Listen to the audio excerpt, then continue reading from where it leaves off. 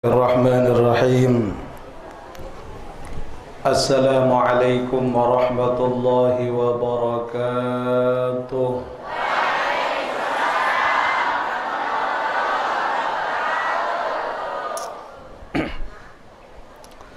الحمد لله الذي جعل القرآن شفاء لما في الصدور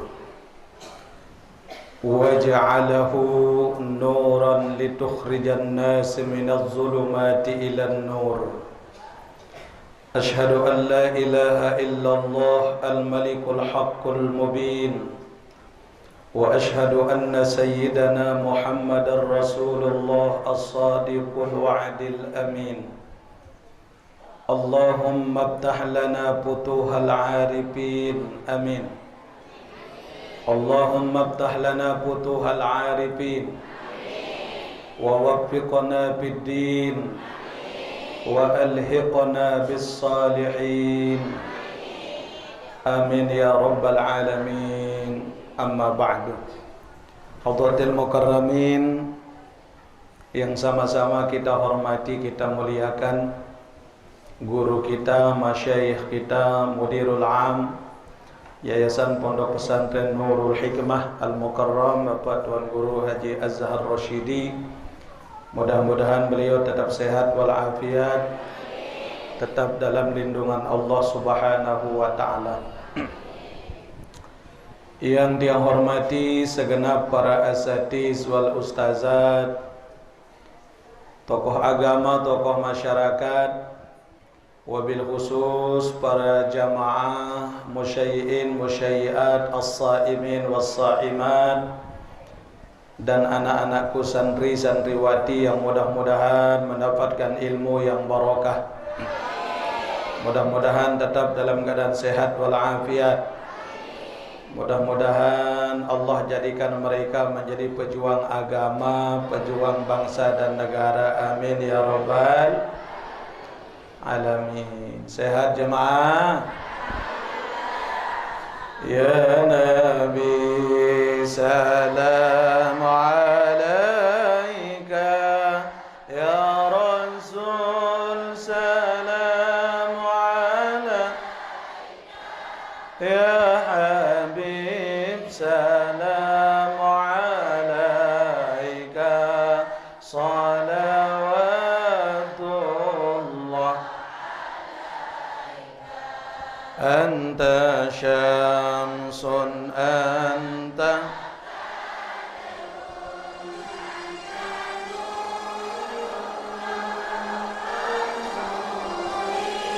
anta iksiru wa ghali, anta misbahus suduri. Ya Nabi salam alaika, ya Rasul ya Habib salam alaika.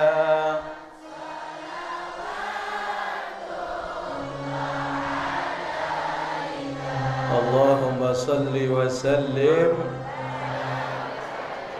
Sehat jemaah? Alhamdulillah. Alhamdulillah sehat. Tumben arak ngetoan tiang. Anggi alhamdulillah doa le pelunggu, alhamdulillah barokah. Amin.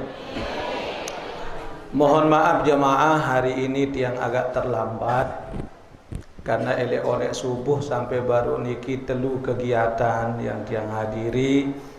Pertama nek selesai nyaur tiang berangkat jog Ampenang le Karangbuyung. Selesai le nike mampir ngisi acara le Islamic Center. Terus selesai nike Malik jog niki Swede baru. Jadi sempat ngantih Ustadz baru si jemput dia karena jemaah masih di Manara milih mentelah ngaji.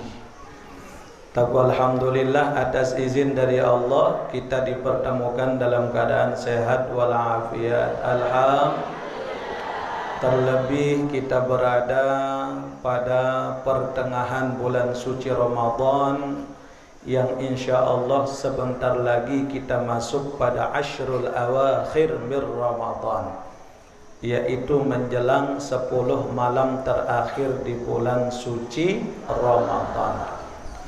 Jamaah rahimakumullah, di antara salah satu cara dari Allah memuliakan bulan Ramadan ini adalah di mana Allah memilih Ramadan sebagai bulan diturunkan Al-Qur'anul Karim. Bulan Nabi tahun turun Al-Qur'an, jemaah. Bulan Ramadan. Al-Quran itu tidak hanya sekedar sebagai kitabullah. Al-Quran itu tidak hanya sekedar sebagai mukjizat Rasulullah. Al-Quran itu tidak hanya sekedar kitab untuk orang-orang yang beriman, akan tetapi Al-Quran itu adalah petunjuk jalan bagi kita. Lamun bahasa leong, Al-Quran ini ke jari way of life. Al-Quran ini adalah jari petunjuk jalan menuju kehidupan yang lebih baik. Maka Al-Quran, apa yang kita cari di dalamnya itu lengkap. Ibarat kata kita hidup di negara kita tercinta Republik Indonesia, hukum tertinggi di negeri kita adalah undang-undang. Maka aturan hukum yang ada dalam negara kita selalu mengacu kepada undang-undang. Aturan hukumnya ada, ditetapkan oleh pemerintah kita. Bagi orang-orang yang melanggar hukum dalam negara kita sudah disiapkan dua hal. Ada hukum pidana, ada hukum perdata. Ini kalau di negeri kita. Begitupun kita sebagai umat Islam. Tidak hanya Al-Quran itu berisi tentang hukum. Tidak hanya Al-Quran itu berisi tentang kisah-kisah para rasul, para anbiya. Tidak hanya Quran itu berisi tentang kebesaran Allah, tapi Al-Quran juga berisi tentang pendidikan. Makanya ayat pertama yang diturunkan oleh Allah adalah surah Al-Alaq. Iqra bismi rabbikal ladzi khalaq. Allah katakan, bacalah, kata Allah, hai Muhammad. Maka dikala Allah mengatakan baca, bentuk perintahnya masih umum. Kalau ulama tafsir mengatakan dikala perintah itu masih bentuknya am, maka itu bermakna disebutkan kalau maknanya umum, bermakna ammah, maka bentuknya adalah perintah yang bebas apa saja dibaca. Iqra ay bermakna iqra ala ma kulli syai. Maka bacalah apa yang ada di hadapanmu hai Muhammad, kata Allah. Sehingga dilanjutkan lagi oleh Allah, bismi rabbikal ladzi khalaq. Maka dengan apa kita baca segalanya ini? Kita baca ciptaan Allah, kita baca alam ini, kita baca tentang siapa kita. Maka tidak hanya dengan membaca, akan tetapi harus diikuti dengan kehendak dari Allah Subhanahu wa ta'ala. Maka setiap bacaan yang kita lakukan harus bersandar kepada kudrahnya Allah. Setiap bacaan yang kita sampaikan harus mengacu kepada apa yang ditentukan oleh Allah. Karena setiap apa yang ada ini ada zahir dan batinnya. Manusia ada zahir, ada batin. Sampai zahir manusia para jamaah. Awak niki zahir tidak? Zahir tidak? Hidup manusia ini zahir tidak? Kita punya mata zahir tidak? Kita punya keinginan zahir tidak? Kita punya makanan zahir ini sehari kita makan berapa kali? 3 kali, ndek man hitung pesor. Lontong. Lontong nggih. Lontong kanca pesor. Oh, pada. Dan pada selai kanca 25. Oh nggih. Ndek man lontong. Ndek man keciput. Ndek man iya wasilah ndek tanto arana. Itu makanan zahir yang kita persiapkan dalam hidup kita. Ndek man pekakas zahir, pakaian zahir, kita punya pakaian. Gamisnya mahal, sorbannya mahal, parfumnya mahal. Ini pakaian zahir. Pekakas zahir. Tapi kalau itu manusia sudah meninggal dunia, sesuatu yang zahir akan hancur. Kemana pulangnya badan? Ke tanah. Kemana pulangnya pakaian? Takkan bisa kita pakai kecuali dengan kain putih yang melekat dikala kita sudah mati. Ibu-ibu punya gamis mahal, lamun dekman terlekat waktu enta mati digunting oleh orang yang memandikan kita. Betul tidak? Ibu-ibu punya emas mahal, selaput beremas, telinga beremas, hidung tak emas, gigi emas, emas gigi, celing emas. Tapi dikala kita punya pakaian pekakas hidup niki sudah ada sekian banyak, emasnya banyak, semuanya banyak.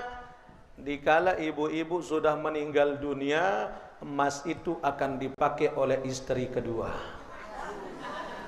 Jerih nah ini ya. Apa yang kita sombongkan? Ini pakaian zahir.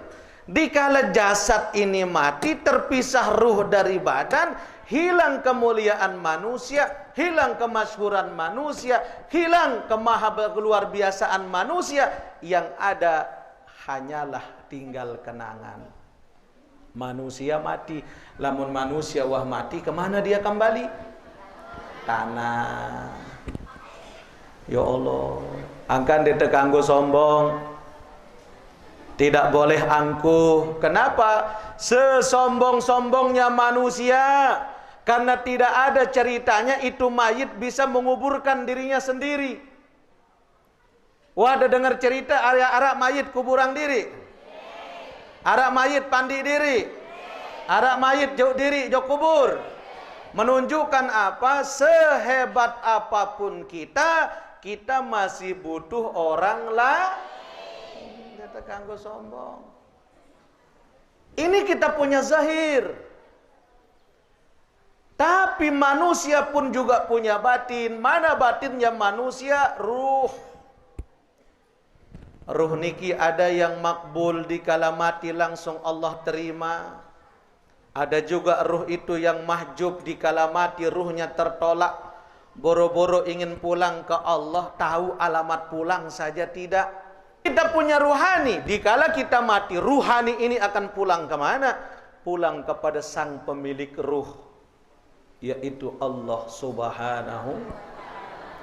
Ada orang yang dikala pulang ke Allah, pulangnya ke rahmatullah. Ini orang yang baik. Dikala dia mati, Allah sambut kepulangannya dengan baik. Dikala dia mati, Allah sebut mereka dengan sebutan ya ayyatuhan nafsul mutmainnah. Ini orang-orang yang berpulang ke rahmatullah. Allah sambut kedatangannya. Amin. Dengan amal soleh. Ini Bapak Ibu, Masya Allah, calon-calon penghuni surga semuanya. Amin. Calon-calon yang bisa ke Mekah Madinah semuanya. Amin. Ya Rabbal. Ya Allah. Ini ruh pulang ke Allah. Ada yang pulangnya ke rahmatullah. Tapi ada juga ruh itu pulang bukan ke rahmatullah, tapi pulangnya ke laknatullah. Na'udzubillah. Mana orang-orang yang pulangnya ke laknatullah dikala dia mati, yang hidup adalah maksiatnya, yang hidup adalah dosanya, yang hidup adalah keburukannya. Ndek narak kencan besapa bilang gubuk. Si sombong lalu hidup di dunia. Na'udzubillahi min. Ini orang pulang ke laknatullah, yang tidak tahu arah pulang, yang tidak mengenal kepada Tuhannya, tidak kenal sama Allah. Ya, dia sholat, dia zikir, dia puasa, tapi semuanya sekedar pencitraan saja untuk mereka dikatakan sebagai orang-orang yang saleh. Na'udzubillah. Zahir kita harus baik, batin kita juga harus baik. Begitupun juga Al-Quran. Al-Quran itu ada zahirnya, Al-Quran itu juga ada batinnya. Mana zahirnya Al-Quran, Bapak Ibu? Zahirnya Al-Quran, Allah turunkan Al-Quran itu berapa juz? 30 juz. Yang 30 juz terdiri dari berapa surat? 114. Yang 114 surat itu berapa ayat? 6.666. Itu pendapat ulama terakhir, terbaru. Ada juga ulama yang berpendapat jumlah ayat Al-Quran itu 6.243. Tapi yang masyhur kita kenal 6.666, yang cepat dihafal 6666. Ini zahirnya Al-Quran. Ayatnya 6.666, hurufnya berapa? 1.027.000 huruf. Huruf alifnya berapa? Banyaknya pira? Lupa pendek tahu? Pira lu huruf alif, Ibu? Sekek. Sekek tentu huruf alif pinter. Lagu pira kali tersebut alif di Quran? Ba pira luwe? Ni doa hitung. Makin ulik leman niki rame-rame pada hitung. Pira luwe alif, pira luwe ba, burung dan meriap.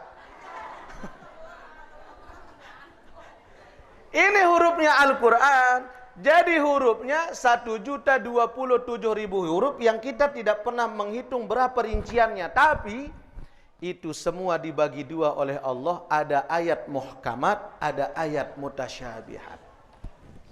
Yang mana ayat-ayat yang muhkamat? Ayatul muhkamat itu adalah ayat yang ada di dalam Al-Quran, yang sudah jelas maknanya, yang tidak perlu ditakwilkan lagi.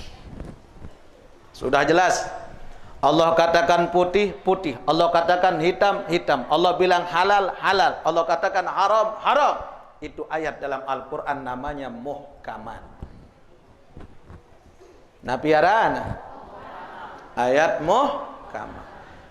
Contoh bagaimana? Aqimus salata wa atuz zakah. Jelas Allah perintahkan kita solat, Allah perintahkan kita zakat. Tidak ada alasan untuk tidak solat. Pak, saya sakit, Pak, solat. Pak, saya stroke, Pak, solat. Pak, sakitian ke Pak, kembesuhan, solat. Ya Allah, Pak, wanda tahu kembe-kembe, wah jari tipar, wah niki ndek na tahu ngeruit, bahkan ulet doang jari awak, masih hidup, masih solat. Ini aja baru, nih engkah lelah menjual duren, libur sembahyang, solat. Yang kedua, ayat muhkamat itu yang bentuknya jelas, ancaman Allah. Al-yawma nakhtimu ala afwahihim wa tukallimuna aydihim wa tashhadu arjuluhum bima kanu yaksibun. Lemas, Ibu? Lemas? Tiang lemesan. Ngomeh kanyan leone. Ulang. Al-yawma nakhtimu ala afwahihim wa tukallimuna aydihim wa tashhadu Surat Yasin nggih, ayat pira jaga. Nggih. Surat Yasin ayat pira jage. Ini jelas Allah nyatakan dalam Al-Qur'an semuanya. Baik itu tentang janji Allah maupun tentang ancaman Allah di dalam Al-Qur'an. Tidak butuh ditakwil, tidak perlu diragukan. Ini disebut dengan ayatul muhkamat, ayat-ayat di dalam Al-Qur'an yang sudah jelas maknanya.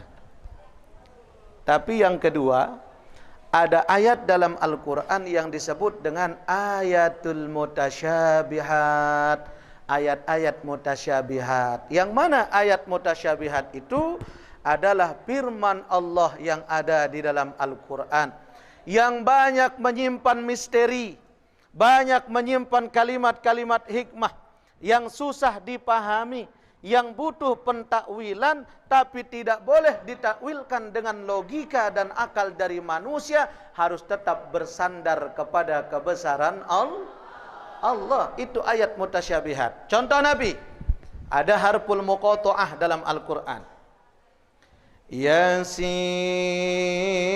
wal Qur'anil Hakim. Yasinnya tidak ada yang tahu apa maknanya. Kaf ha ya ain sad Hamim ain sin qaf Ta Sin Mim. Makanya semua ulama para mufassir dalam kitab-kitab tafsir Al-Qur'an, tafsir Jalalain, tafsir Sawi, tafsir Ibnu Katsir, tafsir Al-Maraghi, semua macam kitab tafsir, dikala harful muqatta'ah itu disebutkan, selalu mereka mengatakan wallahu a'lamu bimuradibihi. Hanya Allah yang tahu apa makna kandungan yang tersirat dalam hikmah ayat-ayat tersebut. Tidak ada orang yang tahu kecuali Allah. Ini zohirnya Al-Quran. Untuk apa kita gunakan? Di mana kita akan ambil? Yang mana yang ayat yang akan pelungguh ambil? Itu bebas dalam Al-Quran. Semuanya bentuknya sama. Contoh, seseorang yang ingin murah rezekinya, kata ulama, mele kaya jamaah, mele sugih, mele lancar usaha. Lagu ingat, orang kaya lebih lama masuk surga daripada orang miskin. Kenapa? Karena banyak yang harus dihisab oleh Allah. Makin mau kaya apa miskin? Nah, ndak berani menjawab. Ulang, mau kaya apa miskin? Ndin tama sedang-sedang. Kan ndak berani menjawab. Lagu apal tiang maksud pelungguh ndek tersemel karena kaya anu wah kadong ieu nin ngerau. Jadi terkadang orang kaya pertama kali masuk surga. Dengan sebab apa? Dia mampu memanfaatkan kekayaannya di jalan Allah. Dia kaya tapi pemurah. Lihat sahabat Abdurrahman bin Auf, seorang pengusaha sukses. Semua hasil usahanya dia gunakan untuk perjuangan Rasulullah. Semua hasil usahanya dia gunakan untuk memperjuangkan agama Islam. Bahkan Abdurrahman bin Auf melet miskin, lagu ndek nawah mau miskin. Melet miskin Abdurrahman bin Auf, tapi tidak pernah beliau bisa miskin. Kenapa? Karena amalannya Abdurrahman bin Auf 4 surat dalam Al-Quran. Mele? Lamun dek jadi dek. Okay. Mana sehabis solat maghrib beliau amalkan surat Yasin. Sehabis solat isya beliau amalkan surah Al-Mulk, Tabarak. Sehabis solat subuh beliau amalkan surah Al-Waqiah. Sehabis solat duha, beliau amalkan surah Ar-Rahman. Lamun niki tetap pelunggu sami amalang, insyaallah tetap dejok tanah suci berkali-kali. Ini rahasianya. Tiang buka sengkerup nemangkin. Kalau pelunggu sami dawam dengan ini, pertama habis solat maghrib amalkan surat Yasin sampai akhir. Aku udah Yasin doang, Yasin, Yasin, Yasin. Ndek dah mau. Yasin sehabis solat maghrib, sehabis solat isya surat Al-Muluk, sehabis solat subuh surat Waqiah, sehabis solat duha surat Ar-Rahman. 4 surat yang Rasulullah ajarkan, yang disebutkan inilah amalan daripada para sahabat-sahabat Rasul, dan inilah amalan daripada Utsman bin Affan, amalan daripada Abdurrahman bin Auf, hingga dalam perjalanan hidupnya beliau kepingin miskin tapi tidak bisa. Saking dimurahkan rizkinya oleh Allah, di samping murah rizkinya beliau orang yang dermawan. Mudah-mudahan kita bisa seperti itu, amin. Makanya Allah sebutkan dalam Al-Quran, وَلَقَدْ يَسَّرْنَا الْقُرْآنَ لِلذِّكْرِ فَهَلْ مِن مُّدَّكِرٍ. Aku telah mempermudah, kata Allah, Al-Quran itu untuk diingat. Aku telah permudah Al-Quran itu untuk dihafal. Aku permudah Al-Quran itu untuk dipelajari. Makanya anak-anak kecil kalau mau menghafal Al-Quran, cepat hafalnya. Tapi kita tidak pernah mendengar berita kalau ada kitab Injil yang sudah dihafal oleh pendetanya. Kita tidak pernah mendengar cerita kalau ada kitab Taurat yang dihafal oleh pemeluknya. Kitab Zabur yang dihafal oleh pemeluknya tidak ada. Tapi kalau Al-Quran, sekecil apapun putra seorang muslim, mereka bisa menghafal Al-Quran. Karena Allah sudah jamin, وَلَقَدْ يَسَّرْنَا الْقُرْآنَ لِلذِّكْرِ فَهَلْ مِن مُّدَّكِرٍ. Aku mudahkan Al-Quran itu untuk dipelajari dan dihafal, kata Allah. فَهَلْ مِن مُّدَّكِرٍ. Siapa yang mau mengambil pelajaran dari Al-Quran? Ambil pelajaran dari Al-Quran. Ini zohirnya Al-Quran. Makanya Bapak Ibu, sebagai apa kita berpedoman kita kepada Al-Quran? Karena ia sengadik-adik lek baginda Nabi besar Muhammad. Masih kuat ngaji, Bu? Salawat nggih? Mulai demen menyanyi, ibu-ibu. Hayyul hadi bi ajmal zikra, sallu ma'ana ya mudar, fa huwa al-mamadi yawm al-ma'adi, Nabiyuna Tahal Muq.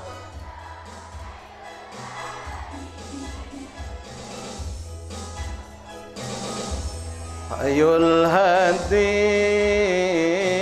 bi ajmal dhikra,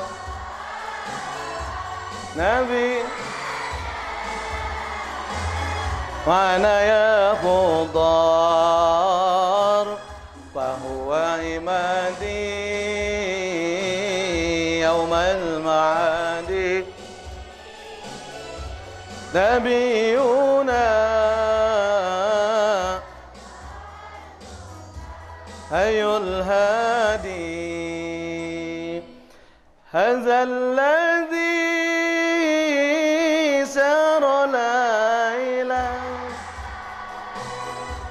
ثم دنا فتدلى, هذا الذي سار ليلا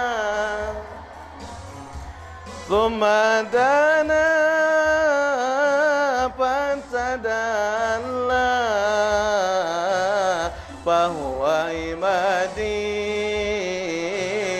yaumal ma'adi nabiyuna ahal muqtar ayul hadi. Masih? Cukup? Ya Allah. Malik? Aduh tebas solawat beden dia tengah ngajian nih. Hah? Allah. Oke. Jadi siapapun kita, identitas agama harus kita jaga. Identitas agama tiang pelunggu sami Islam. Maka ambil tanda ampo mulia Islam niki dengan Al-Qur'anul Karim. Maka inilah zahirnya Al-Qur'an. Bau si ulang. Al-Qur'an niki pira juz? Berapa surat? Berapa ayat? Berapa huruf? Bagus. Dibagi berapa suratnya? Ayatnya 2. Muhkamat dan maka model diturunkan Al-Quran oleh Allah itu dengan 2 hal. Ada Makkiyah, ada Madaniyah. Mana Makkiyah? Itu surat yang diturunkan oleh Allah sebelum baginda Rasul berhijrah dari Makkah dan Madinah. Sementara surah Madaniyah adalah surah yang diturunkan oleh Allah setelah hijrahnya baginda Nabi Muhammad sallallahu alaihi wasallam. Ini adalah zahirnya Al-Quran. Sementara Al-Quran itu juga punya batin. Ibarat manusia, manusia ini ada zahir, ada apa? Mana batinnya Al-Quran? Kata ulama ada 4. Yang tadi zahirnya Al-Quran. Sementara batinnya Al-Quran pun juga ada 4. Mana batinnya Al-Quran? Yang pertama ada namanya Al-Ibrah. Al-Ibrah. Yang kedua namanya Isyarah. Apa? Isyarah. Yang ketiga namanya Lataif. Apa ketiga? Dan yang keempat namanya Haqaiq. Jadi yang 4 ini adalah batinnya Al-Quran.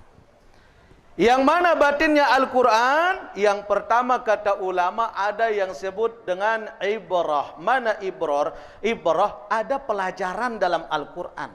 Ada pendidikan yang tersembunyi dalam Al-Quran. Di mana Allah mengajarkan kita akhlak yang baik. Wa innaka la'ala khuluqin azim.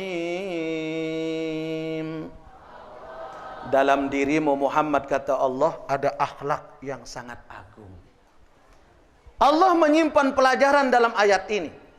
Sebagai seorang murid, sebagai seorang penuntut ilmu, tidak hanya santri saja, tiang pelunggu sami yang hadir ini, kita penuntut ilmu tidak? Penuntut ilmu tidak? Maka seorang penuntut ilmu berakhlak sebagaimana yang Allah sebutkan dalam Al-Quran, sebagaimana akhlaknya Habibuna Muhammad. Wa kana khuluquhu Al-Quran. Akhlak Nabi Muhammad itu adalah Al-Quranul Karim. Akhlak baginda Nabi adalah Makanya ibrah ini untuk orang-orang awam. Mara ita pada si masih jauh ilmu kita daripada ilmu-ilmu seperti ilmunya orang-orang yang pintar, sebagaimana ilmunya orang-orang yang alim. Maka kita ini tidak ada apa-apanya, tidak ada apa-apa nanti bu. Kita punya ilmu. Makanya Nabi Khidir mengibaratkan antara ilmunya manusia dengan ilmunya Allah. ibarat seekor burung yang bertengker di ujung perahu. Itu burung meminum air laut. Apa kata Nabi Khidir? Antara air yang diminum oleh burung itu, itulah perumpamaan ilmunya manusia. Sementara sisa air laut yang sangat luas dalam samudra itu adalah perumpamaan ilmunya Allah Subhanahu wa ta'ala. Jadi ilmu kita tidak ada apa-apanya. Jangankan kita, Nabi besar Muhammad sallallahu alaihi wasallam saja, beliau orang hebat, beliau orang mulia, tapi tidak pernah menyombongkan diri. Paham ya, Bu? Makanya yang perlu luwih baca solawat. Niki hari ini alhamdulillah santri sawarti kita. Oh, solah-solah suaren, Masya Allah. Ini juga organ kita nih, Masya Allah. Mudah-mudahan beliau sehat walafiat. Udah tiaman kenalan. Saya Rana bang. Pak Athar, Masya Allah. Mudah-mudahan beliau sehat, nggih. Lema halal bihalal di pondok, lema nggih. Mudahan beliau sehat, beliau panjang umur, barokah rezekinya. Mudah-mudahan beliau juga dipanjangkan umurnya oleh Allah. Amin. Qamarun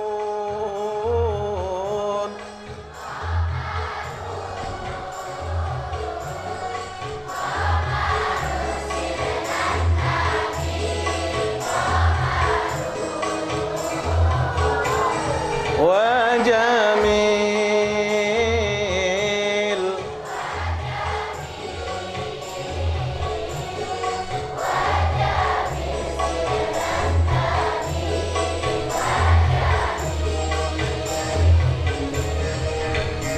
wa kamfal Mustafa kal warni nadi wa itruha yabqa idza massat ayadi wa kamfal Mustafa kal warni nadi wa itruha yabqa idza massat ayadi wa ammana wala kullal ibadi wa ammana wala kullal ibadi wa ammana wala kullal ibadi Habibullah ya khairal bara ya Umaru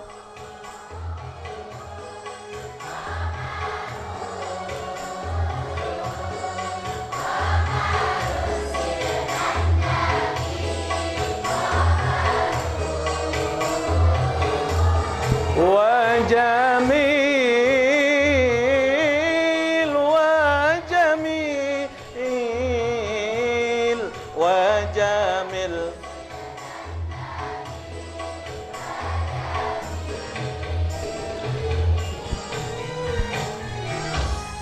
Masya Allah. Alhamdulillah. Ayo wah engkah terjuluan. Nggih. Ajari batinnya Al-Qur'an itu. Nggih. Jadi batinnya Al-Qur'an yang pertama ibrah, ada pelajaran di dalamnya. Yang kedua, batinnya Al-Qur'an itu isyarah. Apa? Apa isyarah? Adalah petunjuk pemberitahuan dari Allah kepada kita. Bagaimana tentang orang-orang yang beruntung, bagaimana tentang orang-orang yang rugi, bagaimana orang-orang yang celaka. Allah, orang-orang yang beruntung Allah siapkan bagi mereka adalah syurga. Orang-orang yang rugi dan celaka Allah siapkan mereka neraka. Semuanya namanya isyarah. Isyarah ini bagi siapa? Ahlul ilm, orang-orang yang punya ilmu agama yang kuat. Adapun yang ketiga dalam qalbu batin daripada Al-Qur'an itu namanya lataif. Apa? Kelembutan. Ini bagi orang yang khawasul khawas. Semakin dia baca Al-Quran, semakin dia menangisi tentang dirinya. Semakin mereka paham makna Al-Quran, semakin mereka bertawaduk kepada Allah dalam hidupnya. Karena apa? Sesungguhnya tidak ada yang kita bawa ke dunia dan kita akan pulang pun kembali dengan tidak membawa apa-apa. Adapun yang terakhir, yang keempat, batin Al-Quran itu maknanya adalah haqa'iq. Mana haqa'iq ini? Ini adalah untuk para anbiya wal mursalin, untuk para nabi dan para rasul. Semakin banyak ujiannya, semakin bertambah keimanannya. Semakin berat cobaannya, semakin tinggi derajatnya di sisi Allah Subhanahu wa ta'ala. Makanya Bapak Ibu, ambil dari Al-Quran mana yang kita inginkan, untuk apa kita gunakan, semuanya adalah barokah. Amin ya rabbal alamin.